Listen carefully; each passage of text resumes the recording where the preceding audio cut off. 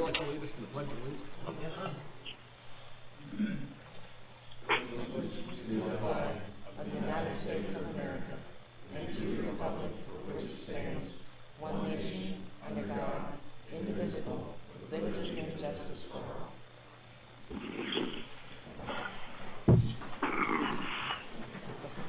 Good morning, everyone. Good morning.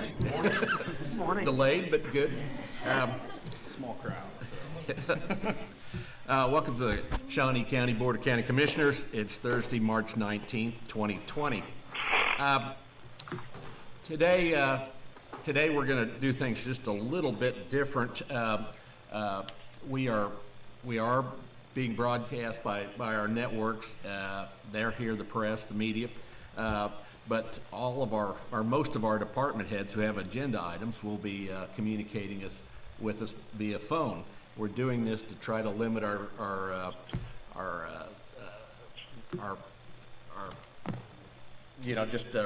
eliminate people being too close and too many people in the room. We're actually just kind of practicing what we preach, so we're doing it this way to kind of thin the herd here today.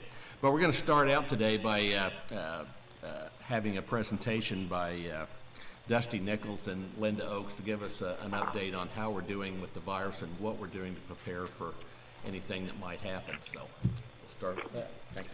Good morning, sir. Dusty Nichols, Emergency Management. And I was asked by Pat, IT Director, if you're on the conference call, first off, I want to thank you for helping with the continuity of government and using your continuity of operations plans. I know most of you are working from home or remote locations to increase the social distancing, and I know it's difficult, and we're getting through it, and I really appreciate the efforts that we're doing to keep everybody in the government healthy and keeping the government going strong. So please, while you're on here, do not put your phone on hold, and if you can mute your phones while we're talking, that would be fantastic, because it does give some background noise here. With that, I just wanted to discuss briefly what's happened from the emergency management perspective over the past couple of days.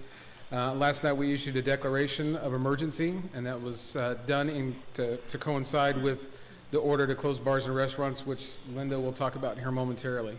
The reason that declaration was issued was to support local law enforcement or any other organization that needs a declaration to either start counting either accounting for or open funding streams, or to operate a new plan, or if somehow they're governed by Kansas regulation that requires a declaration to happen, we wanted to make sure all those things were in place. The other reason we did that is generally because we're following with the federal declaration and the state declaration, and so we are falling in line. And just real talk here for a second. We don't know where we're at as far as what's coming. In emergency management, we can usually see stuff, predict stuff. We do threat and hazard analysis. We do all those things that make us prepare. We're in uncharted territory. This has not happened across the nation. So any tool that we can give to help and support organizations and government, that's what we're doing. So that's the other reason we declared along with that order. As far as the hazards and threat assessments, as we see the counties surrounding us do these same things and they're closing bars and restaurants, part of our analysis is if they're closed there, where's the logical path that they're going to go out to eat. So those are the kind of things that went into our assessment, and I'll let Linda talk a little bit more about that. I'll be here for any questions. Good morning, Commissioners. Linda Oakes from the Health Department. I do want to thank you also for setting this up and helping us practice social distancing. It is a very difficult concept to practice, and I do appreciate it. A couple of things. So last night, Dr. John Franco Pizzino issued an emergency order to do a couple things. One, he's limited all large public gatherings of people in the county, so they are all prohibited. They include any gathering with 10 or more people in attendance. We've heard different numbers back and forth, so this is it. For Shawnee County, it's 10.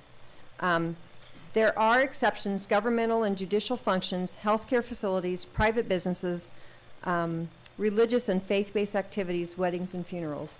I do want to make a comment on that, however. I do hope that all churches are looking at their risk, that they have a lot of elderly people, which I'm in that category now, over 60, that crowd, they need to not be in around a lot of people, because we're very concerned about the effects of this virus on people over 60 and with underlying health conditions. And this is in guidance provided by the Centers for Disease Control.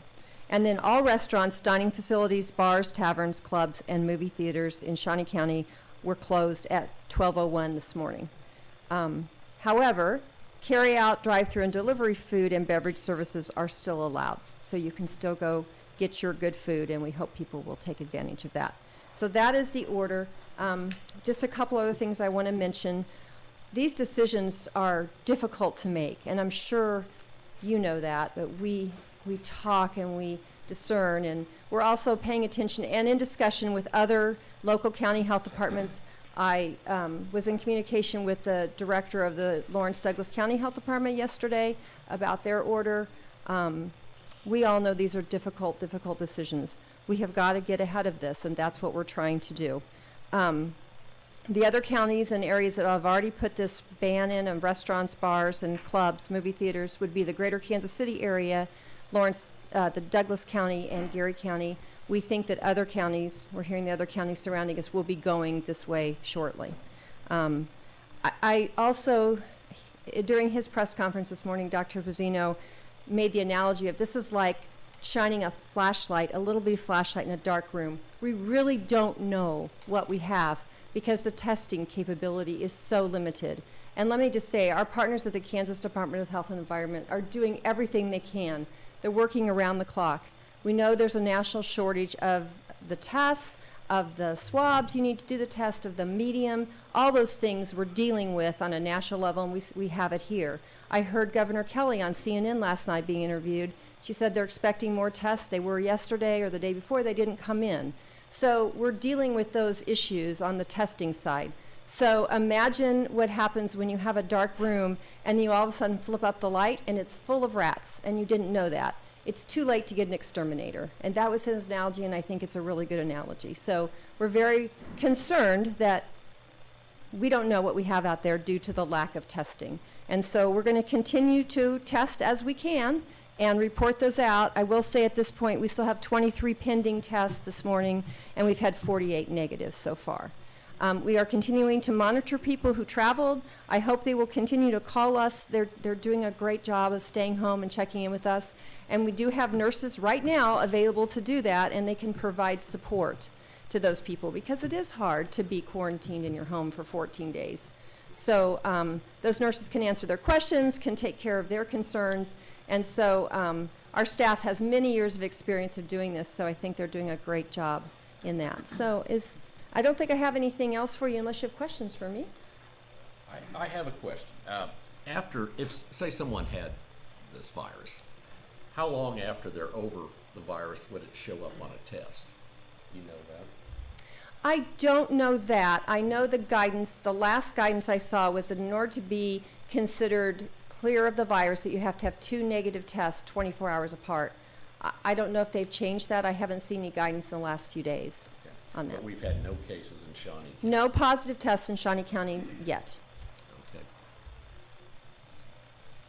Okay. I just had one other thing to add that I forgot to mention. When we do these declarations, we realize all disasters, in emergency management, this is a saying, all disasters are owned by the locals.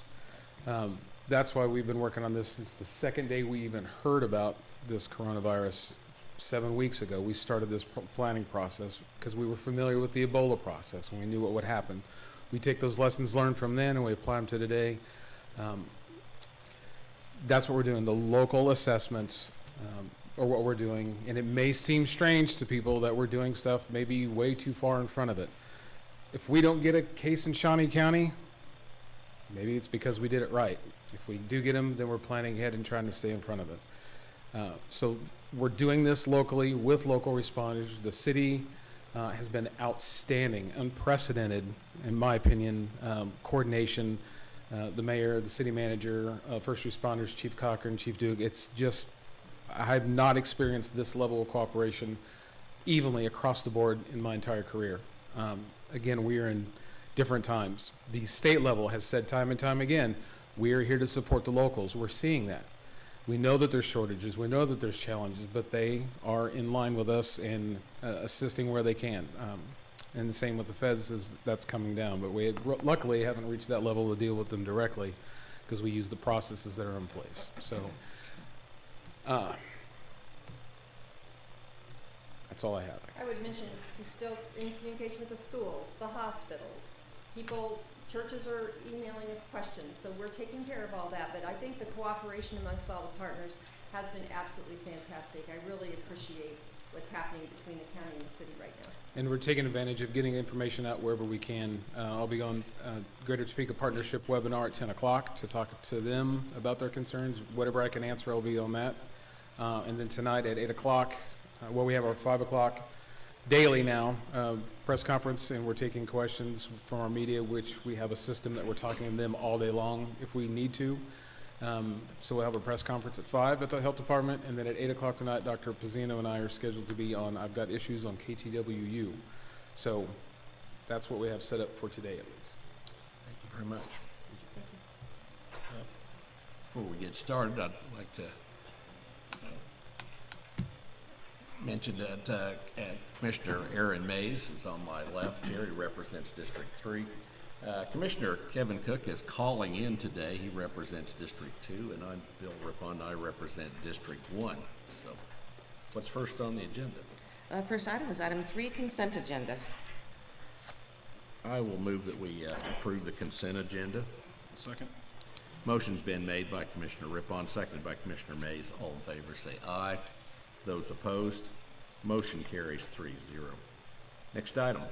Item 4, new business, A, County Clerk number 1, consider all voucher payments. Commissioners, this morning we have vouchers that total $730,482.48. The highlights out of the voucher report, the highest item was Department of Corrections, $306,646.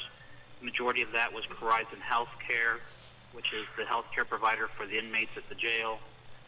That followed up by the holding accounts for the state of Kansas, $106,684.01. Then Parks and Rec, through a combination of different expenditures, $74,740.46.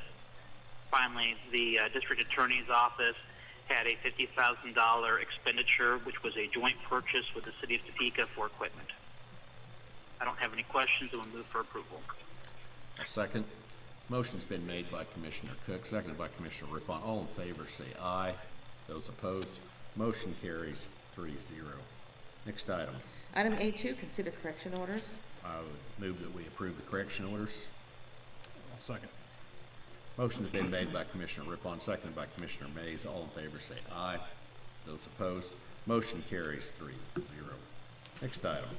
Item B, Public Works number 1, consider approval of request to waive the bidding process for the purchase of 2 John Deere utility vehicles with spraying equipment add-on at a total cost of $32,319.96 using the Kansas lawn equipment contract with funding from the Weed Department's 2020 Noxious Weed Capital Outlay Fund. Good morning, Commissioners. Kurt Niehaus, Director of Public Works. The Weed Department does most of their spraying on road. In other words, they have pickup trucks that are on the road, and they have equipment that reaches out and can spray weeds on the right-of-way. But we also have the need for off-road spraying, and usually that's the case for our contract partners, drainage districts, KDOT come to mind, because if you go out west on I-70, for example, you get into what I call the hilly country, and the right-of-way can be quite a distance beyond the edge of the roadway. So there's a need for off-road vehicles. Traditionally, what the Weed Department has used is small utility vehicles. These are known by various product names as mules or gators. Unfortunately, the 2 that the Weed Department presently have, they're somewhat obsolete, and most importantly, they do not have the modern safety equipment for the operators, especially the rollover protection equipment. So I am requesting that the Weed Department purchase 2 modern small utility vehicles for off-road spraying. The cost includes the cost the vehicle itself plus the add-on spraying equipment. Again, there's 2 units, so the total cost will come to approximately $32,300. This money will come out of the Weed Department's 2020 Noxious Weed Capital Outlay Fund, and because of that, there should be no detrimental impact to the Weed Department's general fund. Questions? Yes. Mr. Chairman, Oh, sorry. Go ahead, Kevin. Yeah. can you tell me why you're wanting to waive the bidding process and go with this vendor as opposed to having it going out for bid? Mr. Chairman? Yeah, my can I make a oversight. We comment? want to purchase these on state contract. State of Kansas, KDOT comes to mind. They purchase a few of these things for various activities and purposes, so we would just like to piggyback off state contract. Betty, you have a comment? Yes, I do. This is Betty Griner, Director of Administrative Services. Just to clarify a little bit, since they will be using a state contract, this is not technically waiving the purchasing policy. The purchasing policy allows for state contract in lieu of bidding, so this would be in compliance with the purchasing policy. Commissioner Mays? Thanks, Betty. Kurt, is there a way that we can repurpose the old ones, perhaps in Public Works or maybe Parks and Rec? It's possible. I would leave that. I don't think Public Works has a need for such a small vehicle. I can't speak for Parks and Recs, obviously. As a minimum, we were going to get both units operational, and then we would sell those on Purple Wave. But obviously, if another county department has a use for those, that's great. Okay. Well, we can look into that and see if there's a need in any other department. Okay. Any other questions? I'm going to move that we approve. I'll second. Second. Motion's been made by Commissioner Rippon, seconded by Commissioner Mays. All in favor, say aye. Those opposed, motion carries 3-0. Next item. Item C, Human Resources, number 1. Consider approval of a request to fill a payroll assistant position at a starting pay including benefits of $52,513.41, and to fill any subsequent positions that may become vacant due to the filling of this position. Good morning, Commissioners. Angela Lewis with Human Resources. We find ourselves in a position where we're needing to hire a payroll assistant. This is a critical position for Shawnee County to keep payroll moving and approved. I'd ask that you approve this position today. As the clerk said, it begins at $52,513.41. That's the position including benefits. I'd be happy to answer any questions you might have. Any questions? I would move for approval. I have none. I'd move approval. I'll take that as a second. Motion's been made by Commissioner Rippon, seconded by Commissioner Cook. All in favor, say aye. Those opposed, motion carries 3-0. Next item.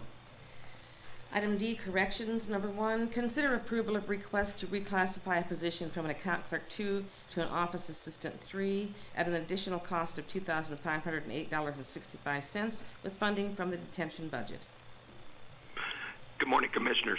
Excuse me. Brian Cole, Shawnee County Department of Corrections.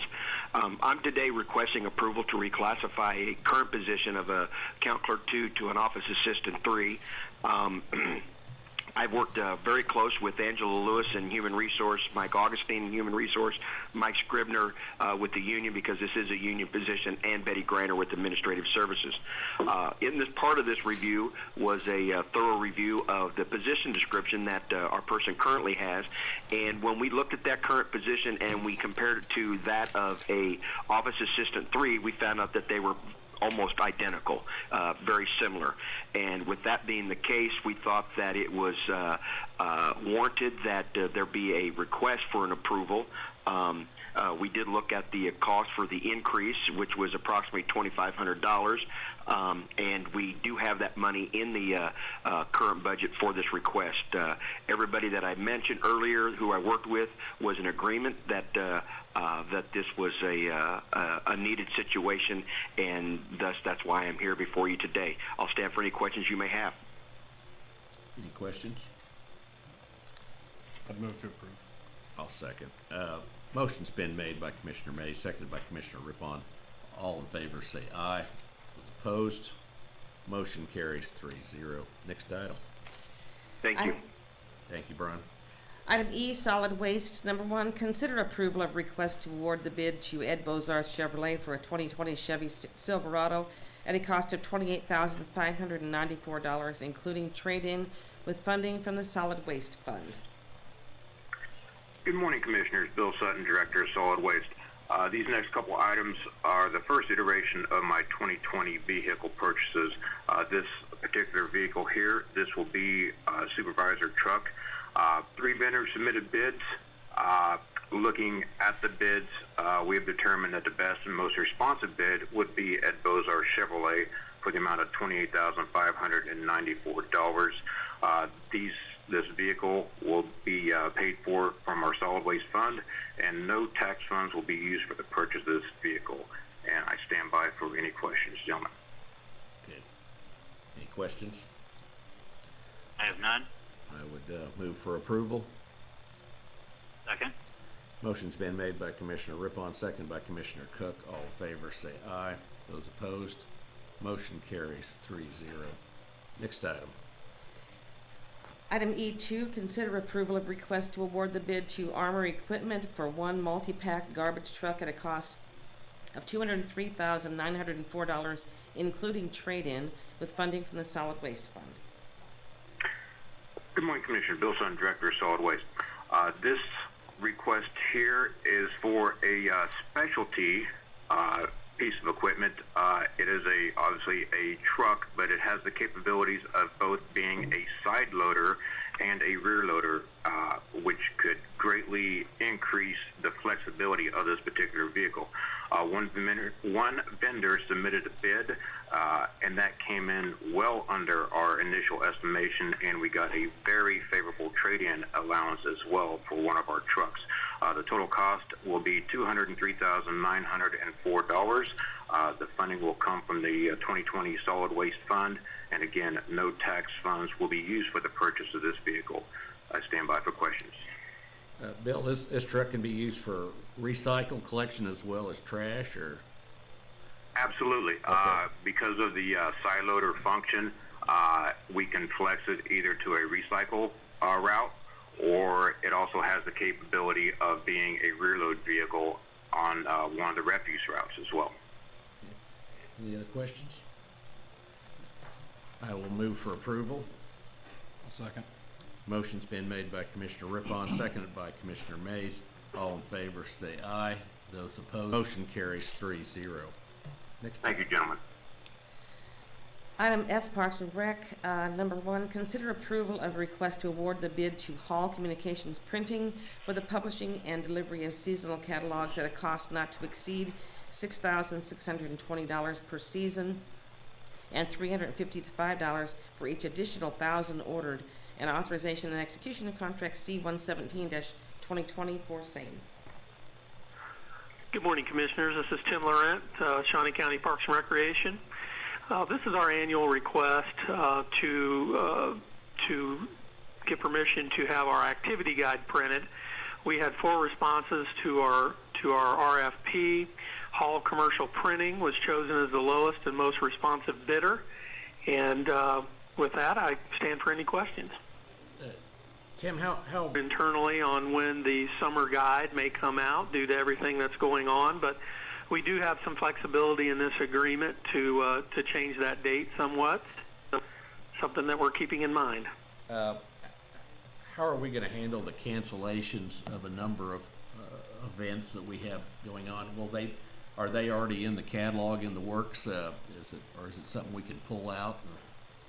Yeah, the ones that people that are enrolled in now, that it's a little late to do anything about, but we are obviously giving folks refunds on these programs that are being canceled.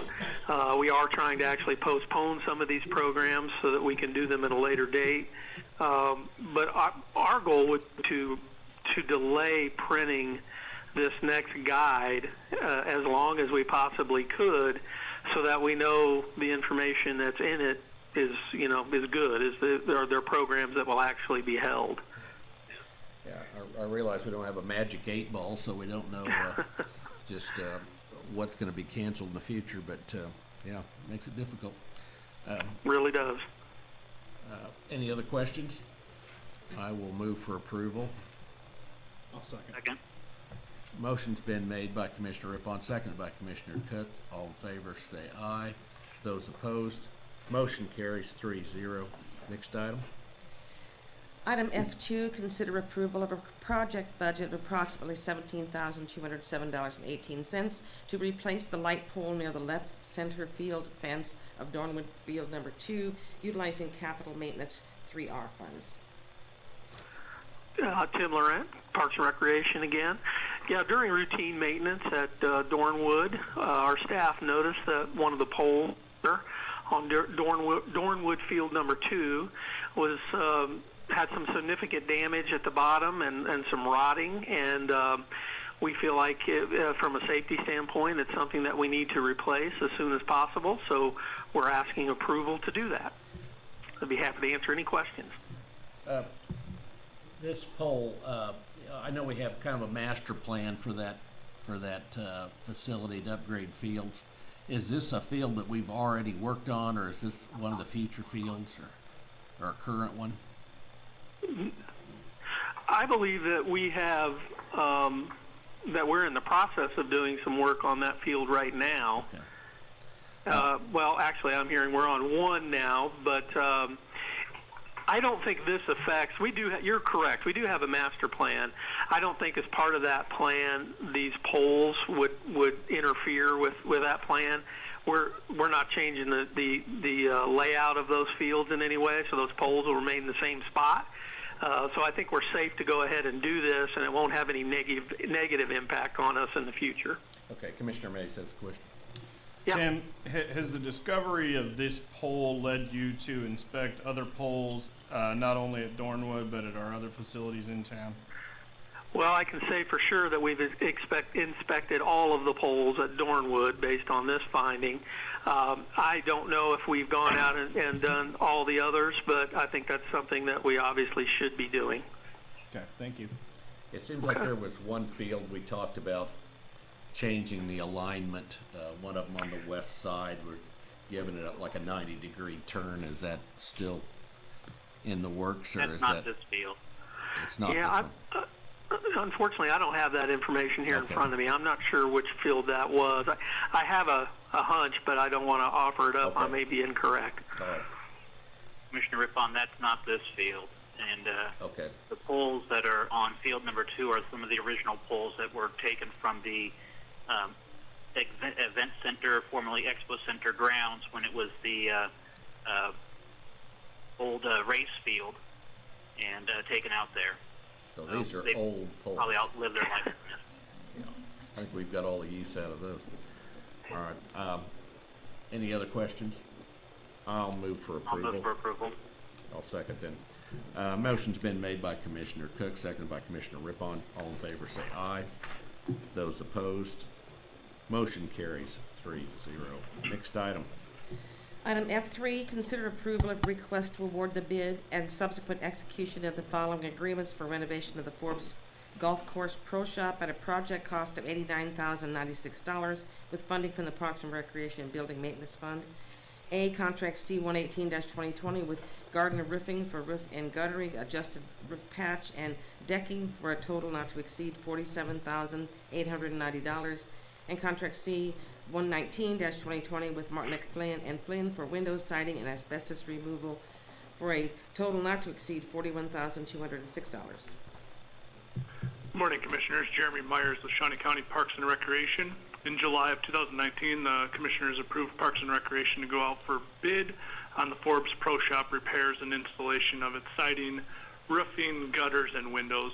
We received 3 bids in December and are here to award the bids to Gardner Roofing for roof and gutter replacement, and to Martin and Flynn for windows and siding replacement. Both vendors were the most responsive and lowest bidder. The total project came under the projected budget of $95,000 and will be paid out of the Building Maintenance Fund. Once approved and weather permitting, each contractor has told us that the project will be completed by the end of May. I'll stand for any questions you may have. Mr. Mays? Jeremy, I have a little bit of concern with this, with the way things are going right now in our economy, that perhaps spending $90,000 on a golf pro shop is not the wisest use of our funds right now. I do think if this had come up 2 weeks ago, I probably would have, not blinked at it. But at the same time, I'm curious how long we could defer this off until we know a better idea of what our economic situation is going to be. Yeah, I totally understand, and during the times we are in right now, I agree, but I also, back in July we sent, had a presentation and display of pictures of what's going on at the Forbes Pro Shop, and it is really, really rough, and and I know it's worse now, several months later, but so, we are still planning on golf, and we are looking at other avenues to bring in revenue down there, such as disc golf. But we are, looking to repair this pro shop that is desperately needed as well. Is the roof leaking at this point? In certain areas, there are some leaks, not affecting internally of the pro shop, but like cart storage and other storage area on the south end of the building. Commissioner Mays, would you feel comfortable with deferring action on this until April the 2nd? That's 2 weeks. It might give us just a better heads up as to where we stand. Yeah, I would move to defer till April 2nd. I could second that. Second. Motion's been made by Commissioner Mays, seconded by Commissioner Rippon. All in favor, say aye, to defer this item for 2 weeks. All those in favor say aye. Those opposed, motion carries 3-0. Thank you, Jeremy. Thank you. Next item. Item G, Register of Deeds. Number 1, consider approval of request for payment of various items totaling $113,500 from the Land Records Fund. Good morning, Commissioners. Becky Neosi, Register of Deeds. As the clerk stated, there's $113,500 of items. There's 8 items. The Technology Fund is $2 for most documents that are recorded in our office per page. And so if there are excess monies left over at the end of the year, I'm able to transfer those to be used by other county offices for equipment, technological services related to land or property records filed or maintained by the county.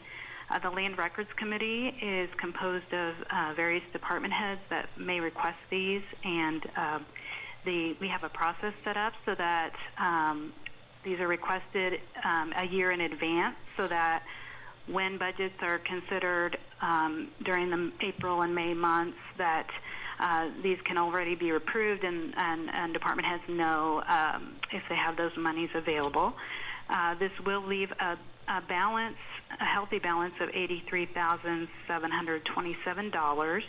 So we do have extra left over. These are all for 2020, except for a couple items that are needed sooner. And I believe, these are for the IT department, Appraiser's office, and Planning department. I believe the Appraiser is on the line if you have any questions, or if you have any questions for me, I'd be happy to answer those. Also, I believe Steve Bauman, the Appraiser, would like to share some thoughts. Good morning, Commissioners. This is Steve Bauman, the County Appraiser. And first off, I would like to thank Becky Neosi for the use of these funds, these non-tax dollar funds for these items. Several of these are GIS related, which is, the backbone of most Shawnee County departments by now. The Apex software is our sketching software. SciGen is scanning software, which was, it's really created a lot of efficiencies in our office. And then the bigger item, the vehicles, we had approved to go through the management leasing program on those. The things that are needed right now, which would be the ESRI upgrade, that is for the 2020 year. That's going to allow us to continue to expand our GIS options. Right now, we're running into a wall with the number of licenses.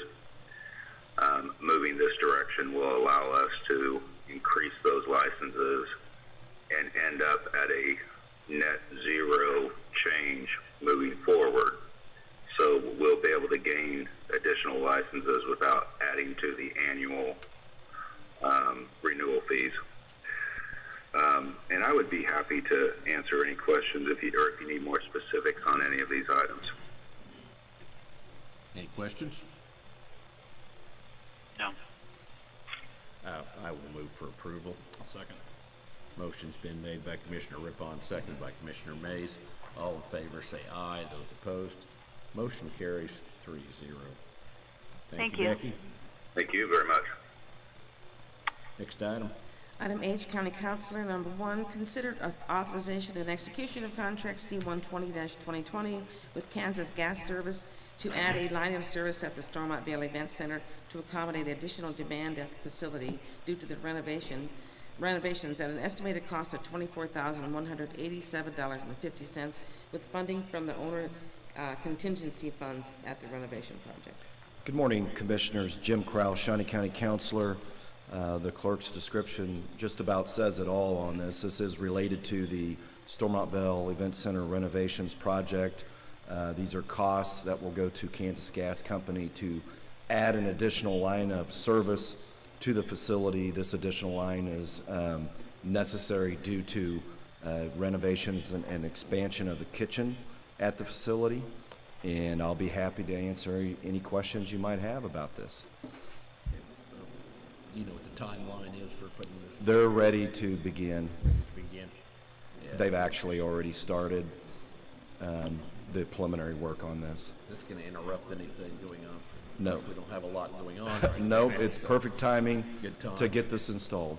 Okay. Are they gonna have to dig up any of the parking lot or anything to do this? No, they're actually, if you look, they're going to go through, so the entryway that we think of on the east side, where you go to the facility and the hotels to your right as you're driving in, it will actually go through the medians in that area and go right through the front of the facility.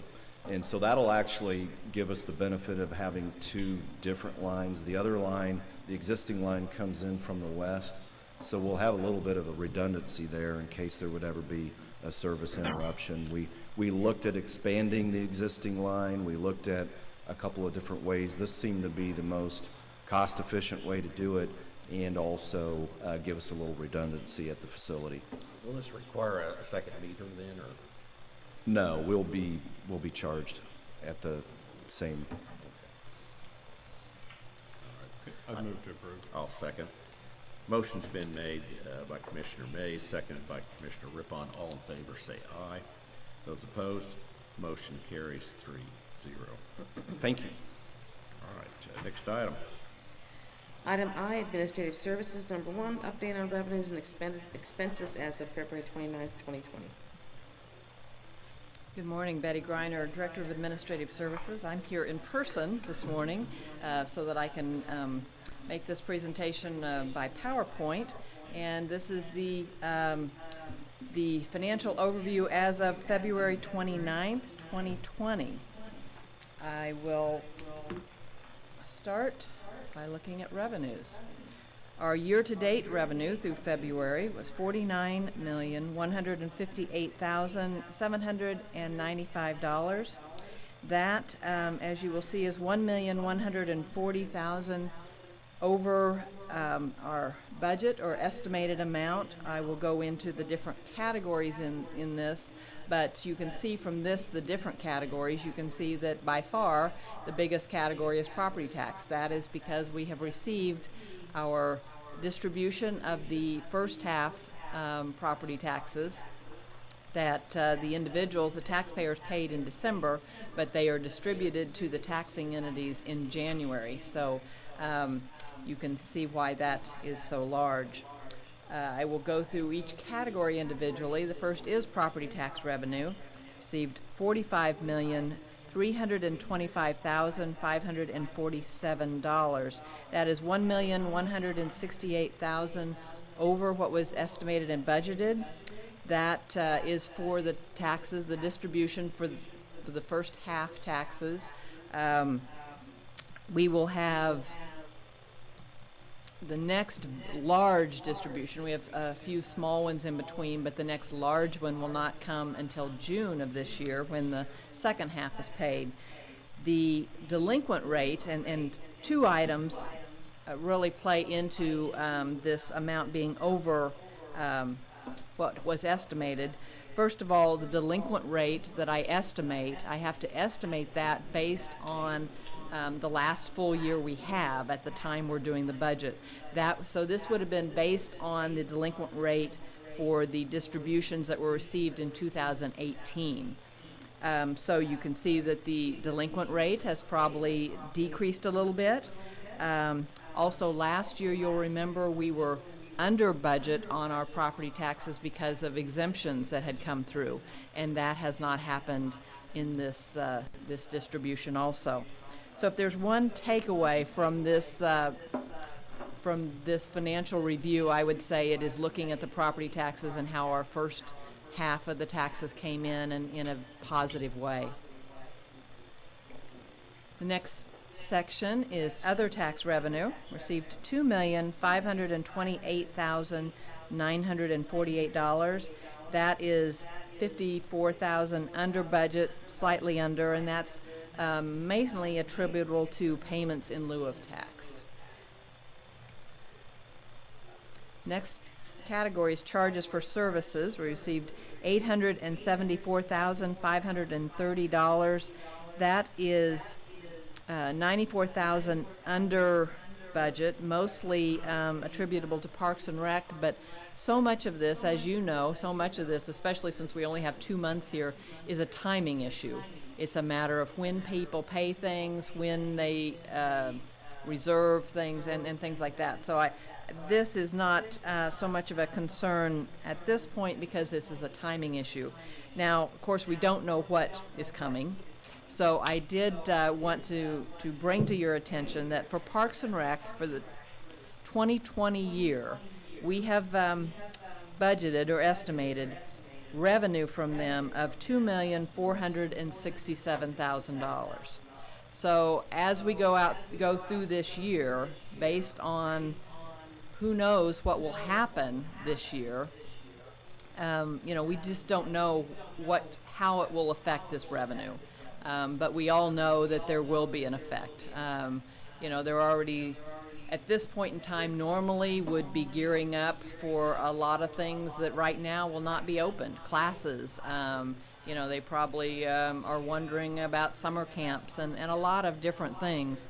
So just to kind of make you aware, that is how much that we do have estimated for revenue from Parks and Rec this year that is really kind of in question at this point in time. Next category is other revenue. We received $429,769.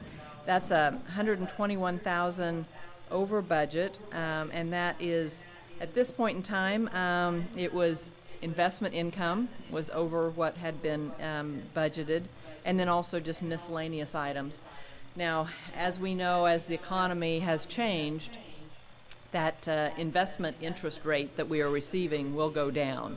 So we're over budget, or over our estimate for those first 2 months, but we'll just have to wait and see there again what that happens, especially with the Fed making the interest rate changes. That will significantly affect the interest rate that we receive on our funds. Okay, so this shows the different categories for the revenue. As you see, 92% of the revenue came from property taxes. That is because of the first half of the property taxes, the distribution of the first half of the property taxes. Other taxes equal 5%, charges for services 2%, and other revenue 1%. Do you have any questions on the revenues? If not, I'll go on to expenditures. The expenditures through the end of February were $20,675,786. That is $359,000 under budget. This chart here shows the different categories and how the expenditures are made up from those categories. Our first category is law enforcement. Our expenditures were $8,348,690. That is $194,000 under budget through those 2 months, and that is attributable to the DOC and the Sheriff's Office. Next category is the recreation.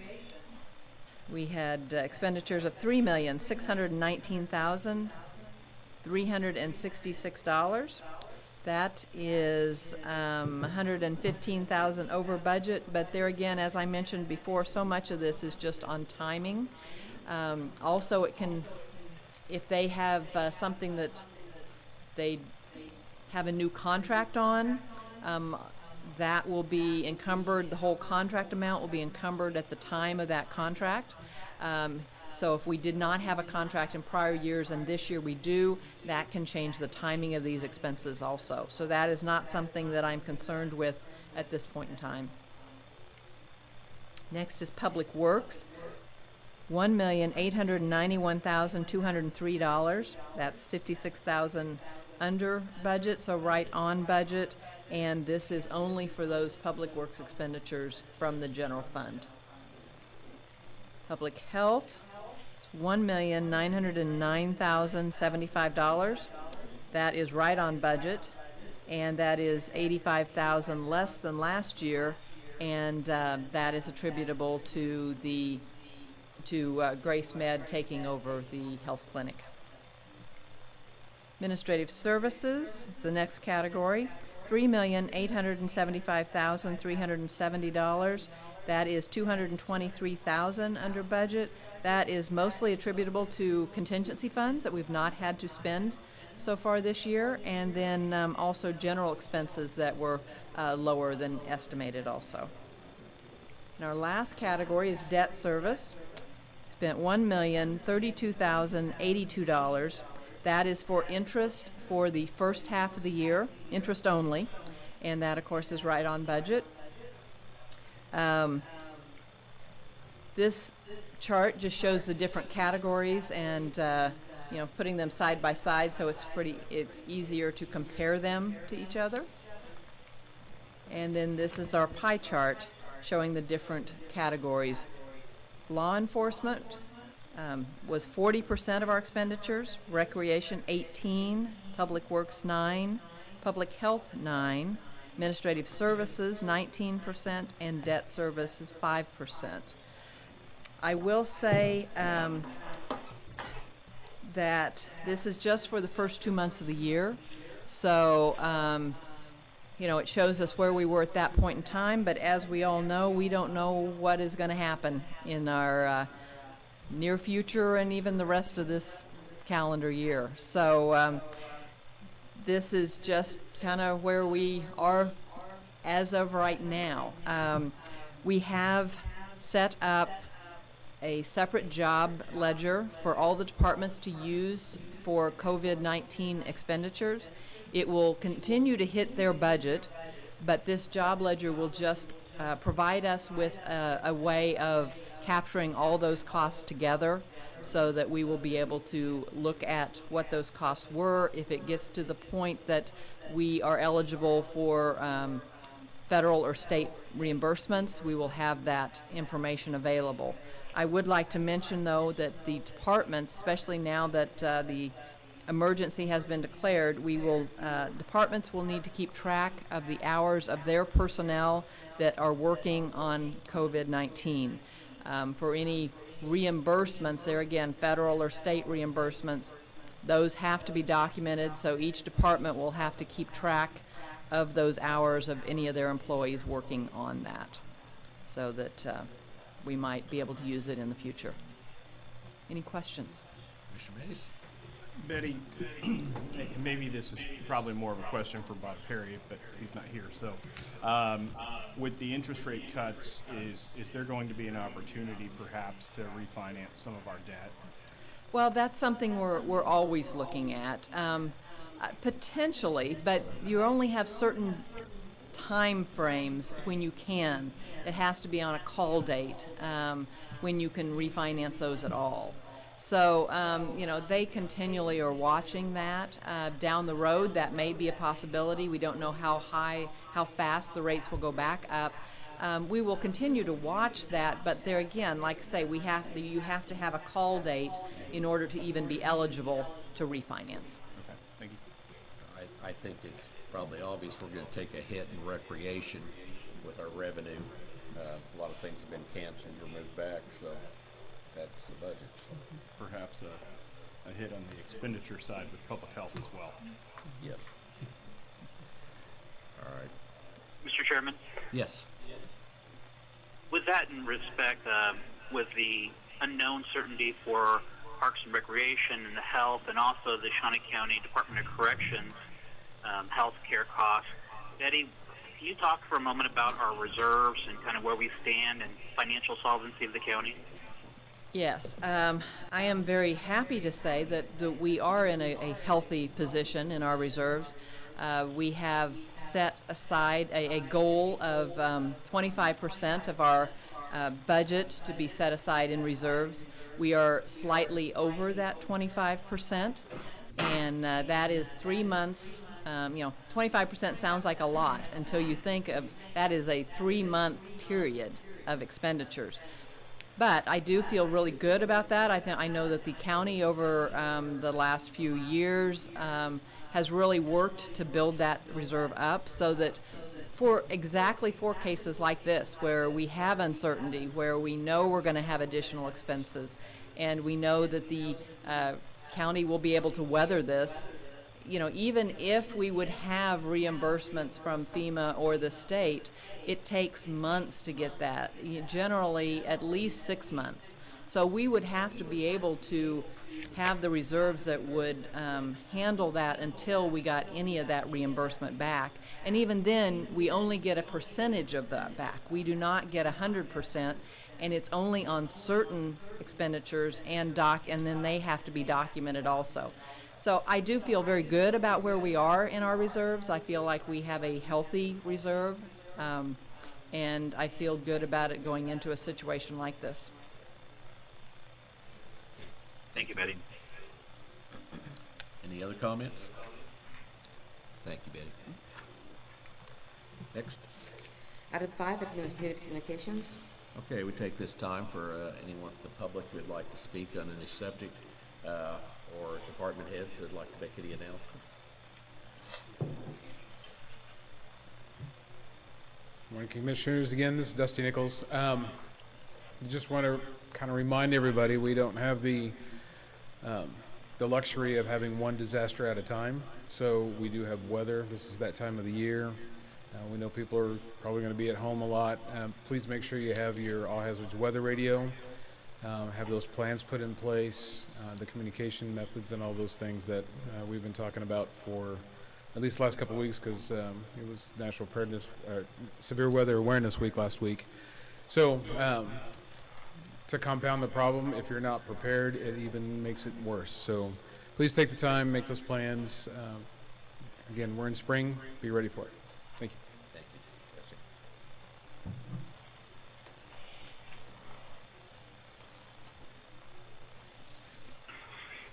My name is Earl McIntosh. I'm a longtime resident of Topeka. I'm in Commissioner May's district.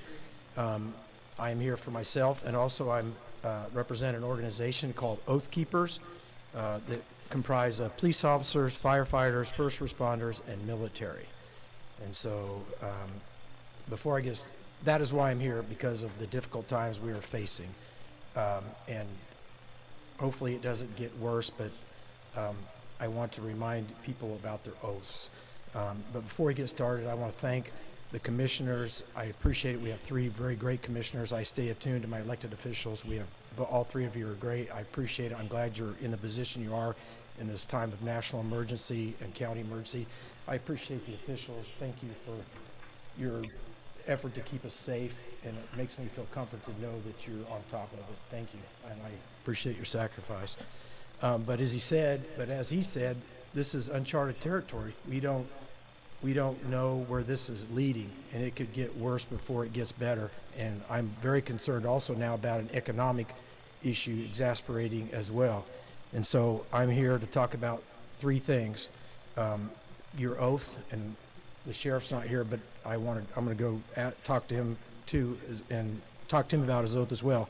I also want to tell you about what Oath Keepers stands for, and also just point out a couple things in the state and the federal constitution. May I bring a couple folders to your table in front of you? Okay, now I have in organized order. Let me do it because I wanted to show them. I have papers. If you just leave the top paper on top that has your oath, I appreciate it, and then I'll go to the next page. So.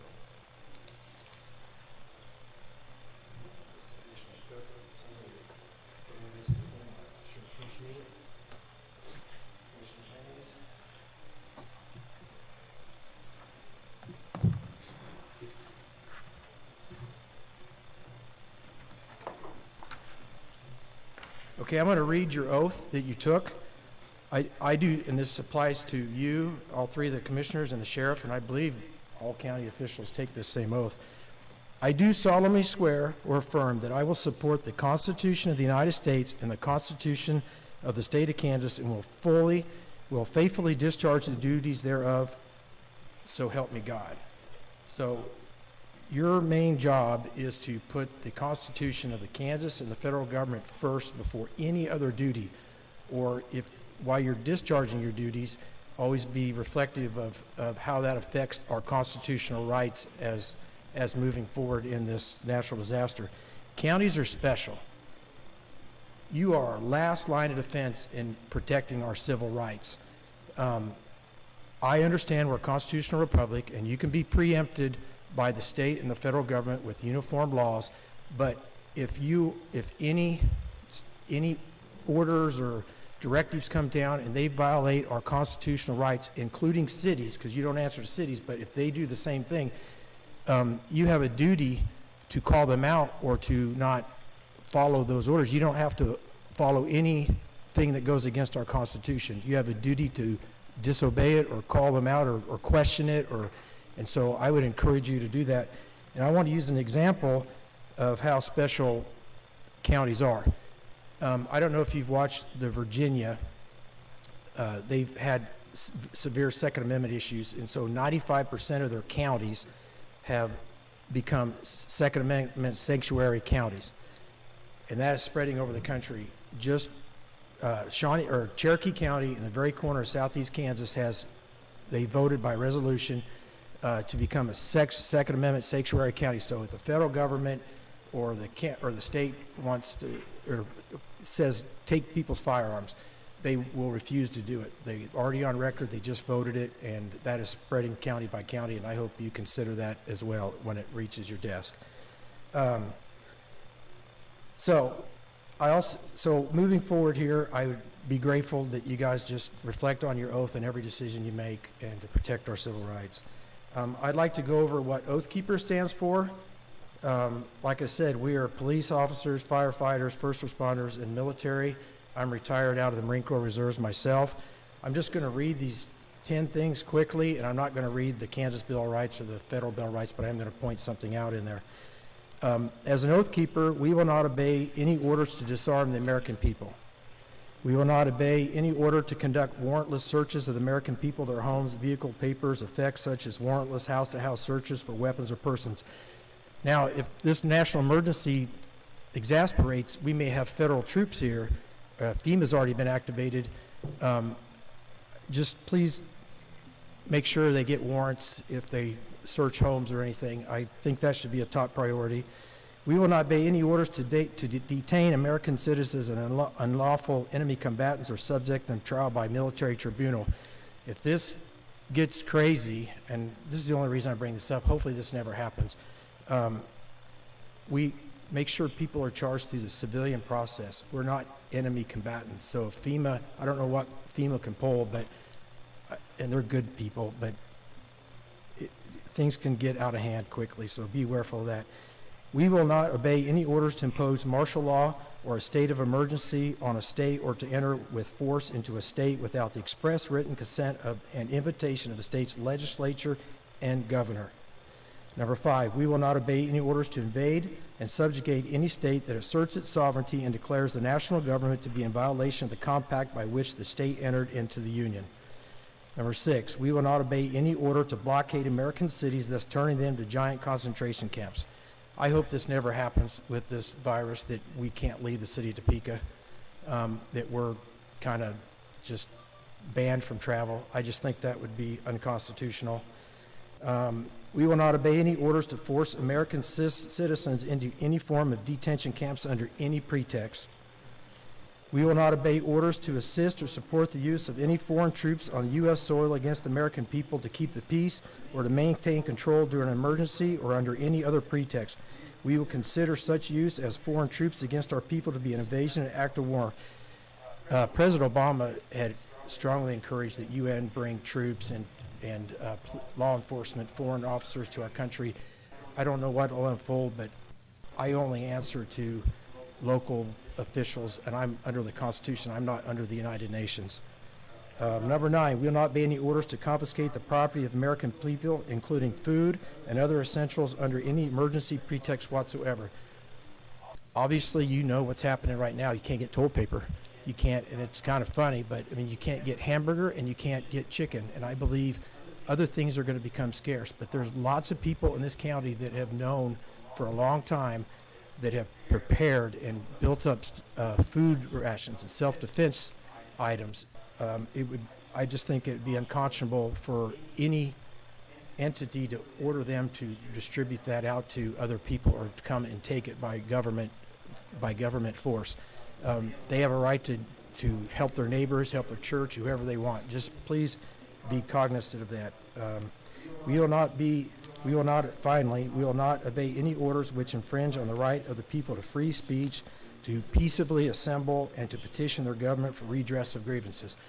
As this coronavirus moves forward, I know we're taking extraordinary measures to keep people safe, and I was told I was the last person in the public until further notice to be able to greet you directly.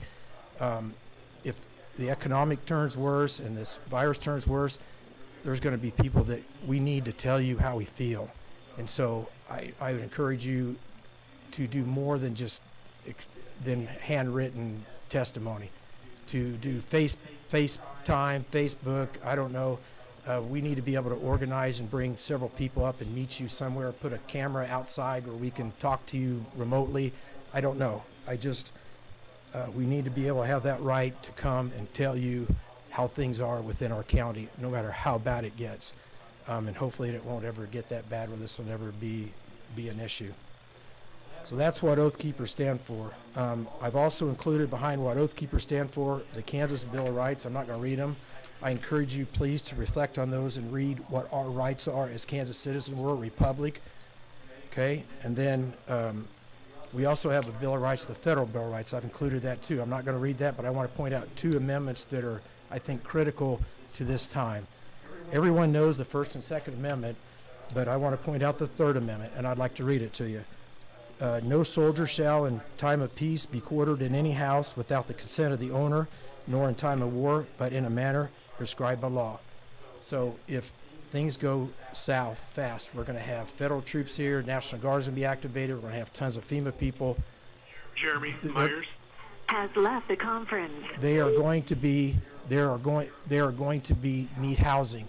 So it is against our Constitution to force me or anybody in Shawnee County to house any government official. And there's precedent for that. In California a couple years ago, the police commandeered a person's house so they could do a stakeout for someone across the street. They got sued and they lost under this Third Amendment provision.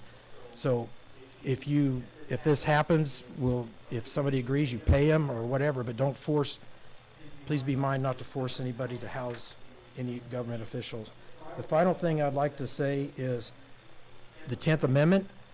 I want to read it. The powers not delegated to the United States by the Constitution or prohibited by the states are reserved to the states respectively or to the people.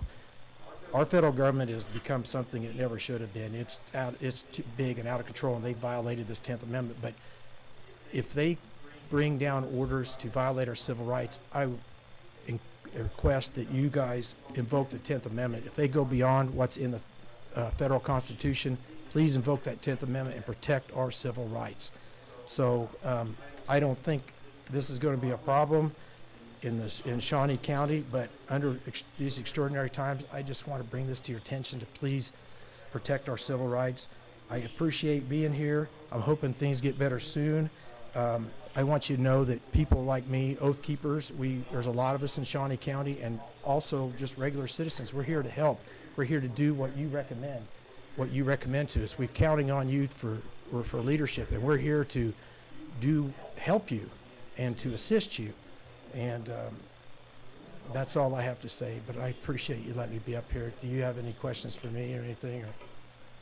Questions? Mr. Cook? Nope. Okay. Thank you. Thank you very much. Yep, thank you.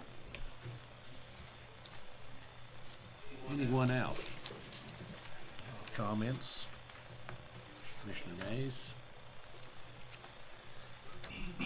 Well, like everyone else, I'm a little bit concerned with the way things are right now. I hope that this is just a short-term, temporary issue that our society has to deal with.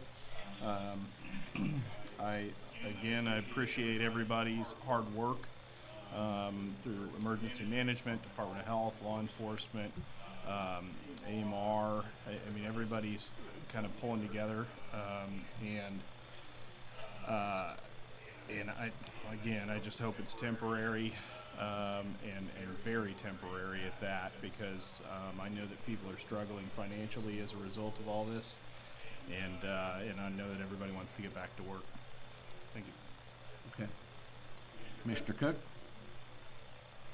I just want to thank my fellow commissioners for everything you've done, Bill, for all the press conferences and public meetings and organization, Aaron, for everything that you've done and reaching out, and I know you've done several press conferences as well, public meetings. Wish that I could join you guys with public meetings as I wait out my isolation time. So just want to thank my fellow commissioners for all that you do, and know that I've been in contact and watching from abroad. Thank you very much, and I hope you get out of your self-imposed imprisonment soon. But no, it's we appreciate you doing that, and you're a good example to a lot of people in Shawnee County. If you've been exposed, you need to self-quarantine, stay away from people, and just stay at home. I do have something here I'd like to read. It's from Treasurer Larry Ma. Larry will be closing the 17th Street Annex and consolidate all motor vehicle services at Shawnee County Courthouse, located effective with the close of business March 20th. That's Friday, today. Public access will be restricted. Please call 251-6493 or email. Our email address is trmvdiv@snco.us for motor vehicle information, or you can call 251-6483 for more tax information if you need information on that regard. The tax email is trtaxdiv@snco.us, and that's for tax information again. Also, while you're at home, make sure you fill out your 2020 census. Most of you probably received it in the mail in the last week or so. Just wanted to remind people that's an important function of our government. They're required every 10 years to do a census.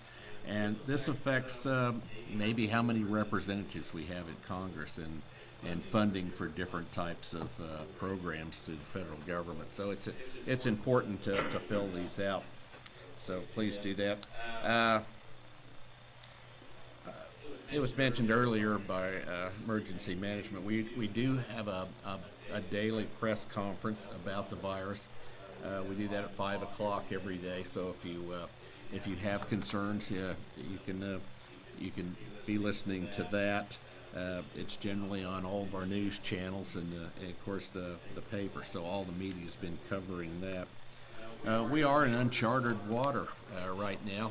It's not the first time this country's gone through something like this. And in 1918, which nobody's around from that time period, but we went through a time that was worse than this. It was called influenza or the Spanish flu, and actually started in Kansas and spread all over the world. We lost more soldiers in World War I to the Spanish flu than we did from injuries at war. And so we will pull through this, and it's just we just have to wait it out.